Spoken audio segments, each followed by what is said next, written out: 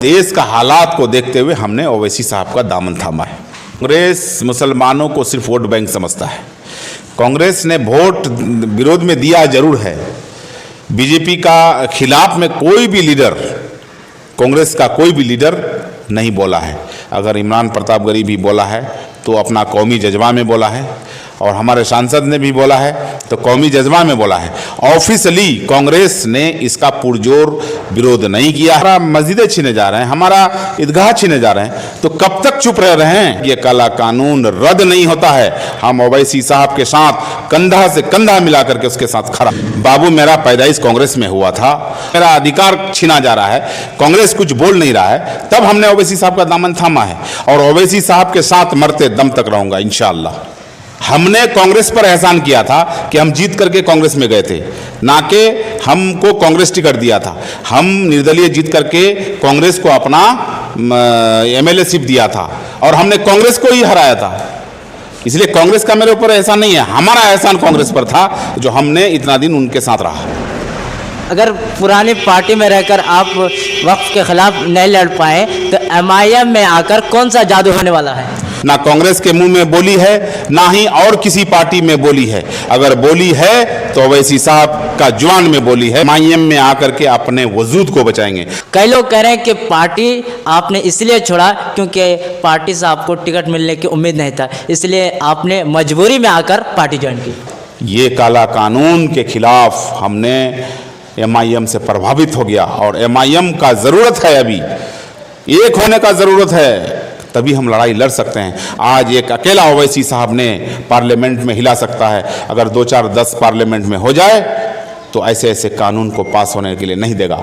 इसीलिए हम चाहेंगे सब एक होकर के अपना वजूद को बचाने के लिए हम लोग एक झंडा में आ जाएं, ओवैसी साहब का साथ दें। साहब ने कह दिया है कि जब तक ये काला कानून वापस नहीं लेगा तब तक हम ये लड़ाई को बंद नहीं कर सकते हैं। उसका लड़ाई में हम भाग लिए हैं और 3 तारीख को ओवैसी साहब बहादुरगंज में प्रोटेस्ट कर रहे हैं और अख्तर साहब पर जो आरोप लगाता है वो खुद गलत। जय हिंद, आप देख रहे हैं ग्रामीण समाचार। मैं हूं मुरसलीन शेरशाबादी। इस वक्त हमारे साथ खास मेहमान मौजूद है। बहादुरगंज विधानसभा क्षेत्र के 4 बार के विधायक तौसीफ आलम हाल ही में एआईएमआईएम पार्टी ज्वाइन किया है। आइए हम उनसे जानेंगे उनके इस फैसले को लेकर और भविष्य की राजनीति को लेकर। सर, आपका हमारे इस चैनल में स्वागत है। शुक्रिया। सर, आप लंबे समय तक कांग्रेस में रहे, आखिर आपने पार्टी बदलने का फैसला क्यों लिया? देखिए, ऐसा है कि देश का जो हालात है आज आप देख सकते हैं। हम लोगों के माथे में थोपा गया है वक्फ संशोधन काला बिल, तो हम तो किसी भी कीमत पर स्वीकार नहीं कर सकते हैं। अब देखिए, इस काला कानून वक्फ संशोधन बिल के माध्यम से जो काला कानून हम लोगों के माथे में थोपा गया है, इस काला कानून के तहत हमारा कब्रिस्तान ले लेंगे, हमारा मस्जिदें ले लेंगे, हमारा ईदगाह ले लेंगे, हमारा ज़मीन दिए हुए हैं वक्फ वाला जो हमारे पूर्वजों ने दिया है, वक्फ कर दिया है, उसको वो सरकारी हो जाएंगे। तो हम ये बर्दाश्त नहीं कर सकते हैं।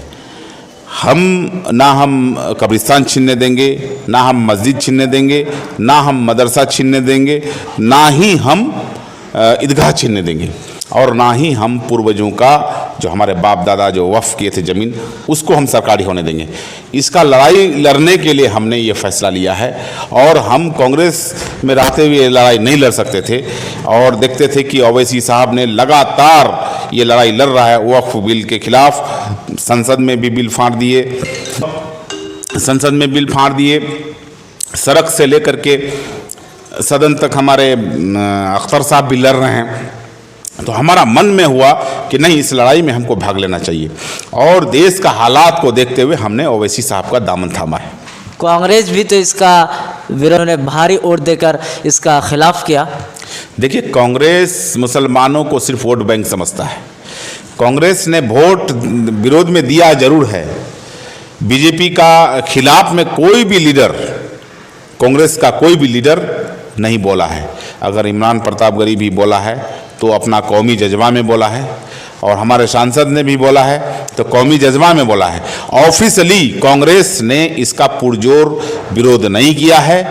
पूरा देश ओवैसी साहब के साथ वक्फ का संशोधन बिल के खिलाफ रोड पर है और कांग्रेस रोजगार और क्या क्या लेके बिहार घुमा रहा है ये कन्हैया कुमार को। तो सवाल है कि भाई मेरा वजूद ख़त्म हो जाएगा, मेरा अधिकार छीना जाएगा, तो फिर हम इस देश का नागरिक रह करके फिर हमको नहीं समझ में आ रहा है कि हम इस देश का नागरिक रह जाएंगे। आज हमारा ज़मीनें छीने जा रहे हैं, हमारा अधिकार छीने जा रहे हैं, हमारा कब्रिस्तान छीने जा रहे हैं, हमारा मस्जिदें छीने जा रहे हैं, हमारा ईदगाह छीने जा रहे हैं। तो कब तक चुप रह रहे हैं? हम चुप बैठने वाले नहीं हैं। ये काला कानून के खिलाफ जब तक ये काला कानून रद्द नहीं होता है, हम ओवैसी साहब के साथ कंधा से कंधा मिला करके उसके साथ खड़ा हैं। आप जैसे नेता लोग पार्टी बदलते हैं, तो क्या उन लोगों के साथ धोखा नहीं है जो आपको एक पहचान देकर भेजती है? बाबू, मेरा पैदाइश कांग्रेस में हुआ था और मेरा जब देखे कि मेरा अधिकार छीना जा रहा है, कांग्रेस कुछ बोल नहीं रहा है, तब हमने ओवैसी साहब का दामन थामा है और ओवैसी साहब के साथ मरते दम तक रहूंगा इंशाअल्लाह। जो पार्टी आपको एमएलए बना चुकी थी, आखिर वो अचानक कैसे गलत हो गई? तुमको पता नहीं है बाबू, हम निर्दलीय जीते थे।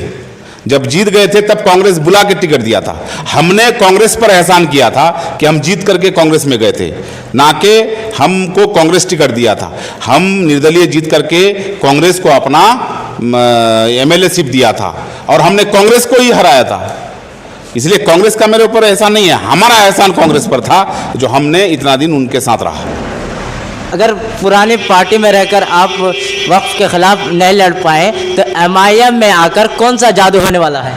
एमआईएम ही हमारा लड़ाई लड़ सकता है, एमआईएम ही मेरा लड़ाई लड़ा है, एमआईएम ही एनआरसी जैसे काला कानून को रद्दीकरण में फेंका गया है और एमआईएम ही है जो इस काला कानून को रद्द करा सकता है। ना कांग्रेस के मुंह में बोली है, ना ही और किसी पार्टी में बोली है। अगर बोली है तो ओवैसी साहब का जुबान में बोली है और तासीर दिया है अल्लाह ताला ने, उन्हें जुल्म के खिलाफ आवाज़ उठाया है।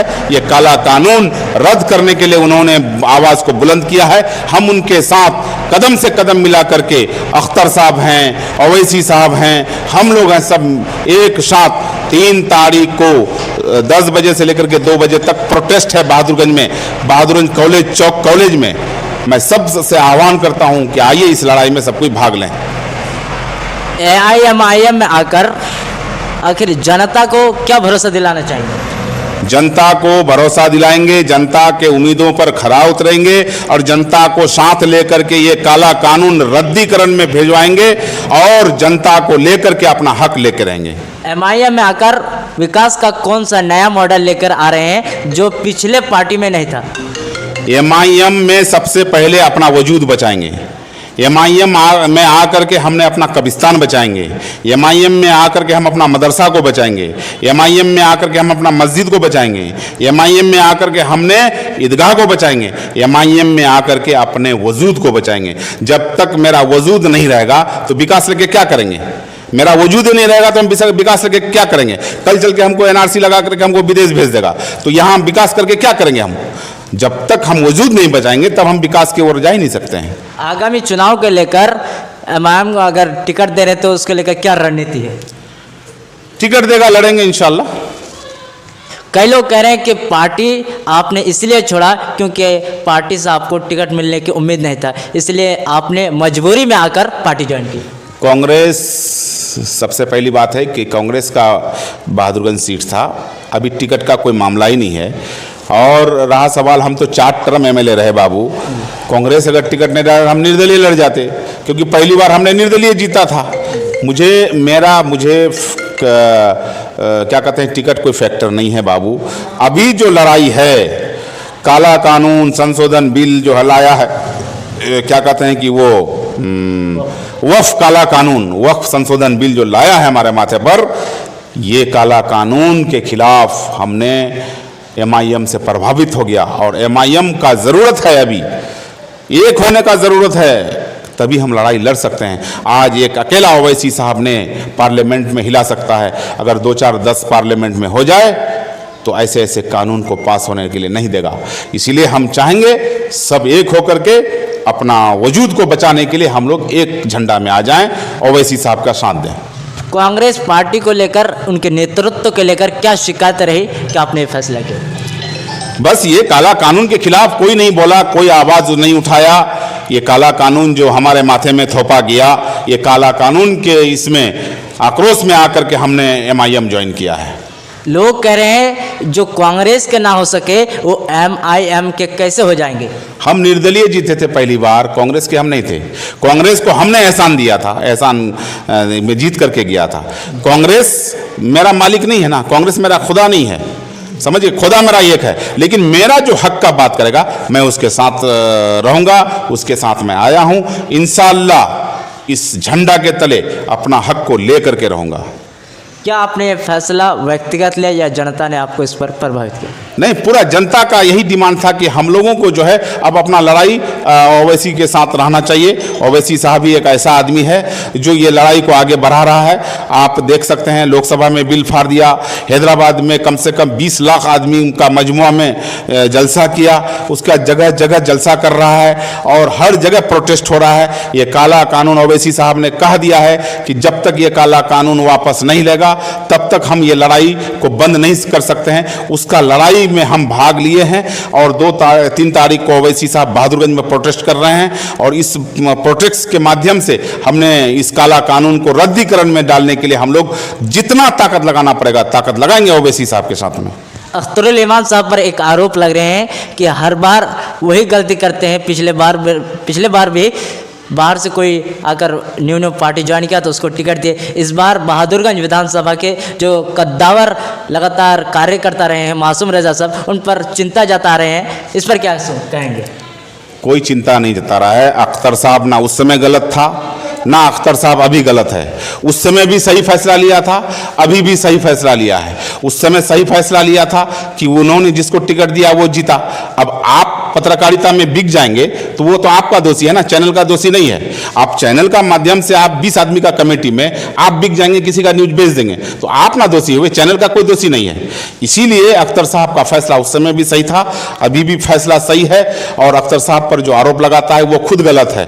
अब रहा सवाल और कोई आरोप लगाता है अगर कि तो 10 आदमी टिकट का दावेदार होता है तो एक ही आदमी को टिकट मिलेगा, तो 9 आदमी नाराज है, उसको पार्टी मनाने का कोशिश कर रहा है, इंशाल्लाह मान जाएगा। जो लगातार 15 साल से काम कर रहा, अगर उसको टिकट ना मिले तो क्या उनका हक नहीं बनता कि उसको नाराजगी जताए? नहीं, हक बनता है, ठीक है, लेकिन पार्टी जो अच्छा समझता है वो करता है। इसलिए अगर पार्टी का हितैषी जो रहेगा ना वो किसी भी फैसला में उसको वेलकम करना चाहिए, स्वागत करना चाहिए। आपकी पार्टी को हमेशा कट्टर सोच वाली मानी जाती है MIM, जो खासकर मुस्लिम राजनीति को लेकर तुष्टिकरण की पार्टी कहा जाता है, इस पर क्या कहना चाहिए? मेरा अपना हक का बात करे ओवैसी साहब तो ये कट्टरवादी हो गया। और नरेंद्र मोदी जो काला कानून पर काला कानून, काला कानून पर काला कानून बनाता है वो कट्टरवादी नहीं हुआ। RSS और बजरंग दल के इशारे पर बीजेपी काम कर रहा है, कभी धारा 370 खत्म करता है, कभी 3 तलाक वाला मामला में बिल पास करता है। आज हमारा तो मुसलमानों का हक छीनने का काम किया है, बल्कि मुसलमानों को जबह कर दिया, मुसलमानों को कत्ल कर दिया नरेंद्र मोदी ने। आप उस पर आरोप नहीं लगाते हैं। ओवैसी साहब अगर अपना हक का बात करता है तो आप उसको आरोप लगा रहे हैं, कभी नहीं। ओवैसी साहब अपना हक का लड़ाई लड़ रहा है, बल्कि फित्तीन बीजेपी है, RSS बीजेपी है, बजरंग दल बीजेपी है, मुसलमान के खिलाफ बीजेपी है, एक समुदाय के खिलाफ बीजेपी है। आज हिंदुस्तान में जो हिंदू मुस्लिम का राजनीति करता है वो बीजेपी है। चाहे वो कोई भी, आज देख लीजिए कि हिंदुस्तान में सारा खेल बीजेपी का है। बीजेपी जिस दिन हिंदू मुसलमान करना बंद कर देगा उस दिन 5 सीट बीजेपी को नहीं आएगा, मैं दावे के साथ कहता हूं। सर, अगर आपको MIM से टिकट देते हैं, अगर आप जीतते हैं तो कौन सा काम होगा जो बहादुरगंज के आवाम के लिए सबसे पहले आप करना चाहेंगे? सबसे पहले तो मैं अपना वजूद को बचाने का काम करूंगा।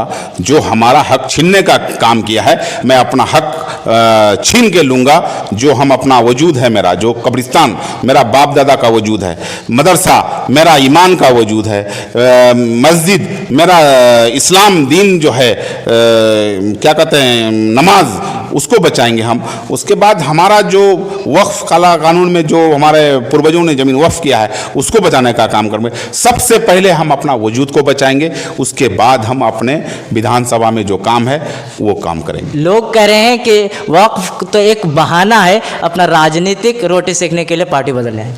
नहीं नहीं, ऐसा कोई बात नहीं है। पार्टी बदले नहीं हैं, लोग तो अनेक पार्टी में चले जाते हैं। लोग तो पैसा पर MIM से जीतता है, चले जाता है इसमें पैसा में, क्या कहते हैं राजद में और पार्टी में और लोग।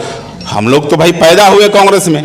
आज ऐसा हालात हो गया, देश का ऐसा हालात देखने को आ रहा है। अब हम लोग अगर एक नहीं होंगे तो एक दिन हमको इंडिया से बाहर भी फेंका जाने का काम करेगा ये बीजेपी सरकार।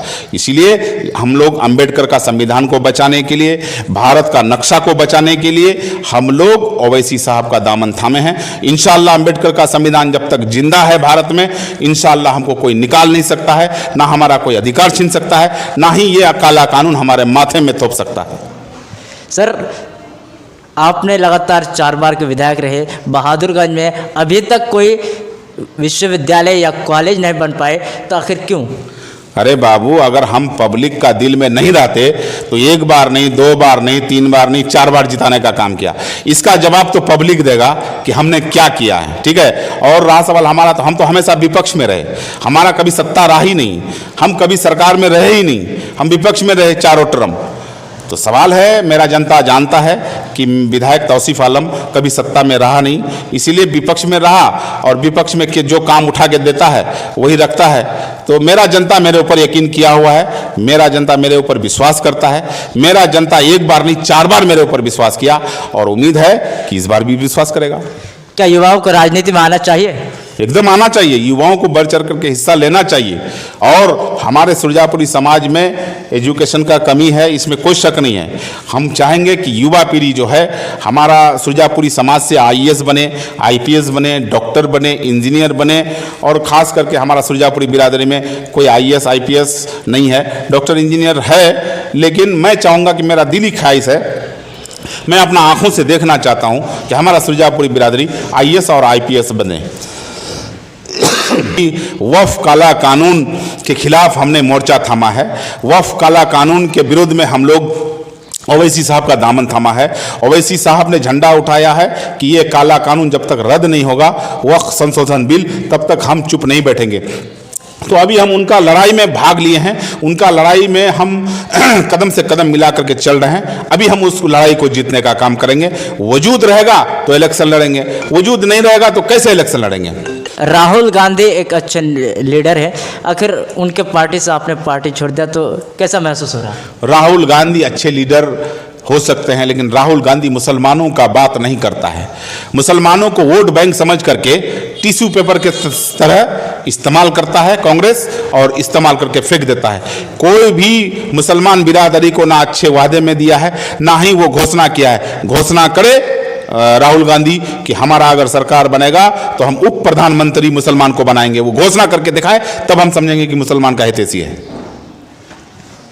तो ये थे विधायक जनाब तौसीफ आलम, जिन्होंने MIM को लेकर और अपने पार्टी को लेकर अच्छे विचार साझा किए। तो इसी तरह आप हमारे साथ जुड़े रहिए ग्रामीण समाचार के साथ।